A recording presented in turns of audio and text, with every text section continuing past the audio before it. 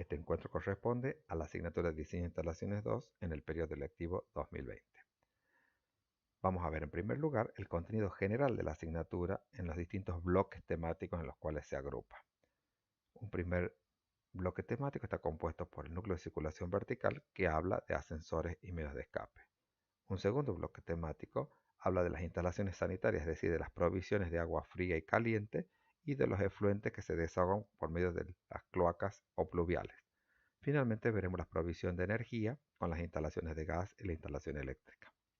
En este encuentro en particular desarrollaremos el núcleo de circulación vertical, es decir, ascensores y medios de escape.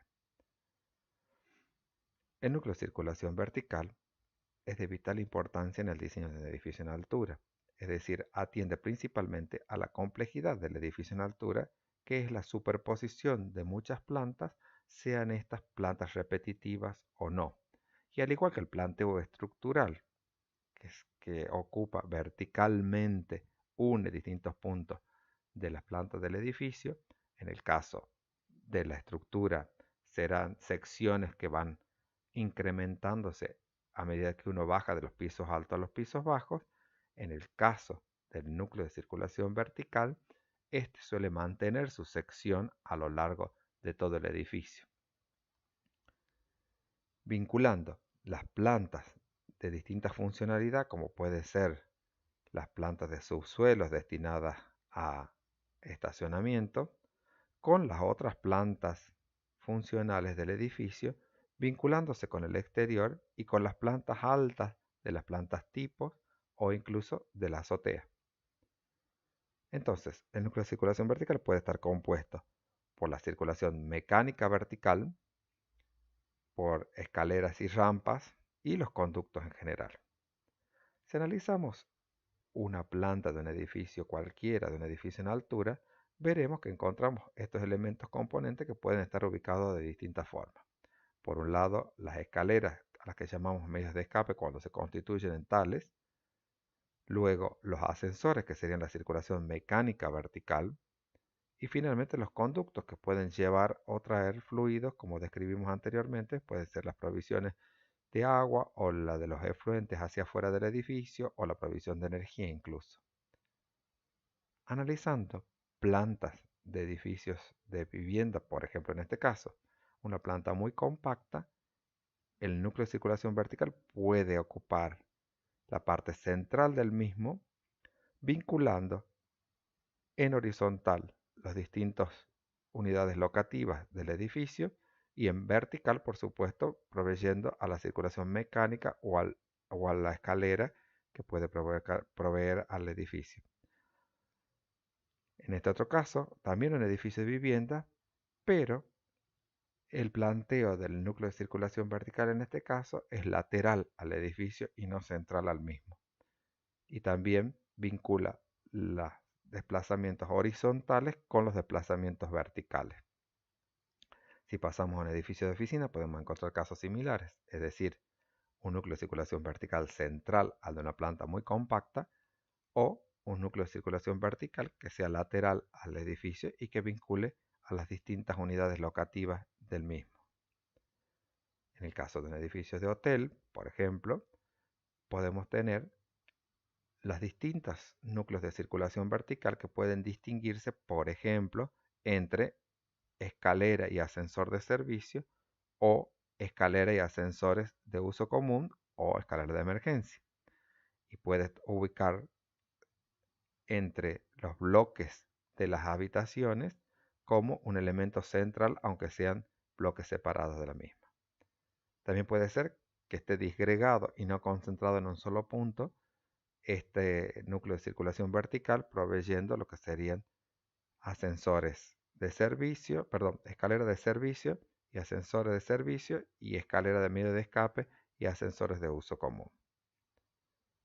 Hablando de la circulación mecánica vertical en este caso, tomaremos el desarrollo, veremos que puede estar comprendida por ascensores, montacargas, escaleras mecánicas y rampas móviles. En primer lugar hablaremos de los ascensores.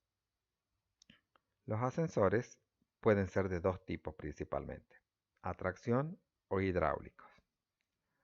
Los ascensores a tracción o eléctricos, como se denominan, están compuestos básicamente por una caja que cuelga desde un sistema motriz que se encuentra en algún punto del edificio, que puede ser en el punto más alto o en el punto más bajo, y que por medio de poleas y cables de acero transforma su velocidad de giro en una velocidad lineal. Normalmente, un ascensor lleva un contrapeso que cuelga por el otro lado del sistema motriz para reducir la potencia del motor. En lugar de los equipos motores, lo denominamos sala de máquinas. Las condiciones de construcción de la sala de máquinas deben ser materiales incombustibles en sus paredes y techos. No deben ser parte de receptáculos que contengan líquidos, es decir, no puede ser parte, por ejemplo, del tanque elevado o de la cisterna. La altura no debe ser inferior a 2 metros de alto y debe tener como mínimo 3 veces la superficie del hueco del ascensor, es decir, por lo menos 8 metros cuadrados por ascensor, cumpliendo con un lado mínimo de 2,20 m y con un máximo de 12 metros cuadrados por ascensor. Las salas de máquinas pueden adquirir dimensiones importantes cuando se trata de baterías de ascensores de grandes edificios. Por lo tanto, no es una superficie menor a la que haya que atender cuando se trata de la ubicación de los elementos motores. Los ascensores hidráulicos, por otro lado, están basados en que un pistón se desplaza por efecto de una bomba de inyección de aceite y generalmente el émbolo empuja la cabina directamente desde la parte inferior del mismo. El cilindro pistón va enterrado aproximadamente tantos metros como los que dé el recorrido que tenga el ascensor. Por lo tanto, estamos hablando que en general se utilizan donde, por un lado, la velocidad del ascensor no sea lo más importante y por otro lado, la cantidad de pisos tampoco sea tan numerosa. Tiene la ventaja que al no haber contrapeso, la cabina puede aprovechar toda la superficie de la caja de ascensores. Estos ascensores pueden ser de impulsión directa inferior, es decir, el émbolo se encuentra prácticamente en el centro de la cabina del ascensor, o bien puede ser de impulsión indirecta lateral, es decir, puede estar el émbolo aún lateralmente ubicado respecto del ascensor y tener los dispositivos necesarios para subir y bajar la cabina. Un elemento importante dentro de la consideración y el diseño de los ascensores es la eficiencia del servicio que prestan, es decir, cómo atender a la demanda de quienes se desean trasladar en el menor tiempo posible. En ese sentido, la tarea del arquitecto tiene que ver con la ubicación de los núcleos de ascensor, es decir, que pueden estar separados o agrupados, pero a donde puedan prestar el mejor servicio. En términos generales, a partir de ciertas dimensiones de los edificios, conviene tener baterías de ascensores, es decir, agrupaciones de ascensores que presten servicios en simultáneo. En principio, una norma mínima es que el desplazamiento máximo para tomar un ascensor no sea mayor a 45 metros en horizontal. Respecto de la continuidad del servicio, el tener agrupados o separados puede generar mayor fluidez en el tránsito dentro del edificio. Es decir, un ascensor que puede entrar en desperfecto puede ser reemplazado por su par que se encuentra agrupado, no así si se encuentran separados. Respecto del aspecto de los ascensores en el diseño interior de las plantas, generalmente se integran al diseño arquitectónico del resto de la planta con sus puertas, que es la parte más visible de los mismos. En cuanto a los núcleos que se desarrollen, pueden combinarse y pueden establecerse ascensores por zonas, ¿sí? Ascensores expresos que vayan exclusivamente a un determinado piso, por ejemplo, es el caso de muchos de los rascacielos cuando tienen miradores en los pisos muy altos y tienen ascensores expresos hasta esos pisos. Es decir, la gente que ingresa al edificio tiene solo interés de visitar 1, 2, 3, 4 plantas Y entonces los ascensores son expresos o ascensores por zona, sin paradas inferiores y sino que paran a partir de un determinado nivel. Para eso se estudia la combinación de núcleos que sean más apropiados al caso. En edificios de altura menor a 20 pisos, por ejemplo, uno podría seccionar aquellos que están por debajo del nivel de acceso al edificio respecto de los que están por el nivel superior al acceso del edificio. En edificios de altura mayor a 20 pisos y menor a 35 pisos, podrían combinarse los núcleos separando en corte, ¿sí?, los que vayan a determinados pisos. Esto sucede mucho, sobre todo en edificios de oficinas, donde se van categorizando las oficinas según la planta que tienen. Otros que provean a la zona baja y otros que directamente comiencen a parar a partir de una zona alta. Esto genera mejor servicio, es decir, menor tiempo de espera sobre todo y menor tiempo de viaje para llegar a los pisos más altos.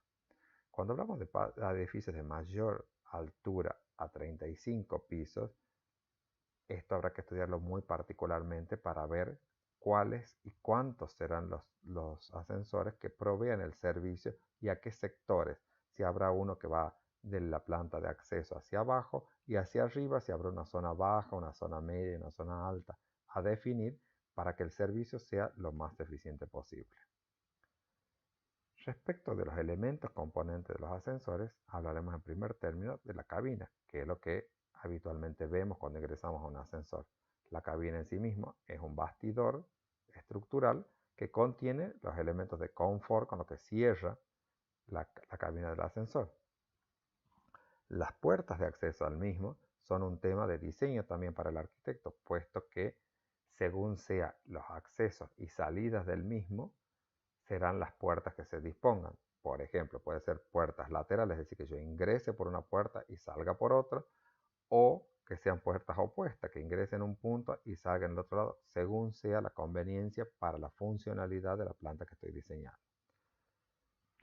Luego hay otros tipos de cabinas. Cuando uno quiere incorporar al diseño ya transparente de un edificio, por ejemplo, cabinas y cajas transparentes.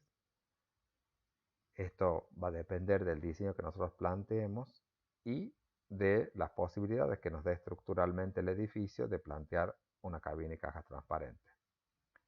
Ahora bien, también tenemos que tener en cuenta las cabinas especiales, es decir, aquellas cabinas cuyas dimensiones permitan, por ejemplo, una silla de ruedas estándar que necesita por lo menos 1,50 m de diámetro para girar dentro de un ascensor. Si a su vez pretendemos que la persona con capacidades especiales sea acompañada, necesitará un adicional de 45 centímetros, por ejemplo, para la cabina. Con lo cual estamos hablando que 1,50 m más 0,45 estamos en 1,95 m de dimensión interior de la cabina y por lo menos 1,50 m de ancho. Hay otras cabinas más especiales todavía que son menos frecuentes, que son las de hospital, las tipo hospital, que prevén el ingreso de una camilla completa dentro del ascensor con un acompañante. Respecto del tema de los agrupamientos de los ascensores, hemos dicho que de eso va a depender mucho la eficiencia del servicio, es decir, cómo lo podamos agrupar. Y en consecuencia, las dimensiones que el arquitecto va a tener que tener en cuenta en planta se verán afectadas por esto, es decir, cuántos ascensores y cómo los agrupamos. Por ejemplo, vamos a ver algunos casos ahora, dos ascensores. Si tenemos dos ascensores en línea, entonces el espacio fuera de lo que es caja y cabina del ascensor, tenemos que tener en cuenta el espacio que está por delante del ascensor. Y ese espacio como mínimo tendrá que ser la dimensión de A que denominamos acá y que es la profundidad que se ha determinado para la cabina del ascensor. Debe ser por lo menos la dimensión que se encuentre delante. Es decir, que las personas puedan, todas las personas que caben dentro del ascensor puedan salir afuera de él al espacio de circulación. Si en cambio la agrupación es de ascensores enfrentados, entonces necesitaremos 1,5 a 2 veces A para que las personas cuando salgan en simultáneo de los dos ascensores quepan dentro de esta circulación. Si planteásemos a lo largo de un corredor distanciado los ascensores, tendremos que tener en cuenta si el pasajero tendrá la posibilidad de ver cuando viene un ascensor u otro para poder aprovechar esas ventajas del servicio. Si estamos hablando de 3 ascensores, también hablaremos de 3 ascensores en línea que necesitarían por lo menos 1,5 A en el frente del ascensor o por lo menos 1,80 m delante de él. Si en cambio hablamos de ascensores agrupados 2 y 1, entonces necesitaríamos nuevamente 1,5 a 2A enfrentados en los ascensores. Veamos 4 ascensores que pasa. En línea hablamos de por lo menos 1,5 A enfrente del ascensor o un mínimo de 2,40 m. Y 1,5 a 2A cuando hablamos de ascensores enfrentados. En este caso, estamos hablando de un mínimo de 2,4, puesto que si van a salir todos los pasajeros de los ascensores, que puede ocurrir que haya simultaneidad en el uso, necesitan desplazarse luego por este corredor y por lo tanto no solamente hace falta la dimensión de una profundidad, sino más que eso. Hablando ya de edificios más complejos, donde hagan falta agrupaciones de 6 ascensores, por ejemplo, hablaremos ya directamente de 2A cuando se trata de enfrentados y de 1,75 a 2A cuando estén perfectamente enfrentados. Y luego, si tuviésemos que ponerlos en línea, ya cuando hablamos de 6 ascensores, habría que tener en cuenta una dimensión máxima de este frente, que serían 12 metros, lo cual llevaría a un pasajero a transitar ese espacio en aproximadamente 10 segundos. ¿Por qué? Porque si funcionan en batería y yo oprimo para llamar al ascensor, tengo que poder llegar a tomarlo antes que se vuelva a cerrar la puerta. En el caso de 8 ascensores ya estamos hablando definitivamente de 2A cuando están enfrentados y de 1,5 a 2A si están agrupados enfrentados, pero agrupados entre sí de a 2. Hay otros agrupamientos especiales que se pueden contemplar. Lo que queremos decir es que en este caso habrá que estimar cuánto es la separación o cuántas son las dimensiones que hacen falta a esa planta para poder hacer agrupamientos especiales y que la prestación del servicio siga siendo confortable y a tiempo. Otros tipos de ascensores que podemos encontrar son los ascensores denominados panorámicos, es decir, cuando la exigencia es que desde el ascensor pueda observar algún otro espacio, por ejemplo, dobles o triples plantas, y que una de las caras o dos de las caras por lo menos tendrán que tener vidriado tanto en la cabina como en la caja. Y por último, los ascensores inclinados, es decir, esta versión corresponde no solo a un desplazamiento en vertical, sino cuando el terreno a veces tiene desplazamientos en horizontal a la vez que lo tiene en vertical. Y por lo tanto los ascensores siguen esa pendiente, para lo cual muchas veces los carriles por los cuales se debe desplazar no estarán ubicados donde tradicionalmente los encontramos, sino en otros puntos especiales, y el traslado, por ejemplo, del contrapeso se realizará, por ejemplo, en la parte inferior de la caja de ascensores. Normativas que debemos cumplir respecto de los ascensores y los medios de escape. Por un lado, los ascensores no deben anteponerse al medio de escape. Es decir, si yo pongo un grupo de ascensores, una batería de ascensores, delante del medio de escape, estoy obligando a que las personas que huyen por este medio de escape, cuando deciden ingresar a la escalera, al medio vertical del medio de escape, tenga que pasar por delante de los ascensores. Y eso puede generar el peligro de que los ascensores en sí mismos, la caja de ascensores, se convierta en una chimenea con motivo de un incendio, y entonces obligo a la gente a pasar por un foco del mismo incendio. En cuyo caso, si bien la ubicación puede ser cercana, se sugiere que el trayecto sea directo, lo más directo posible al medio de escape antes que los ascensores. Por otro lado, los ascensores no deben abrir la caja de escalera del medio de escape decididamente, puesto que también generarían un problema dentro del espacio que estamos destinando como seguro para la evacuación de los habitantes del edificio.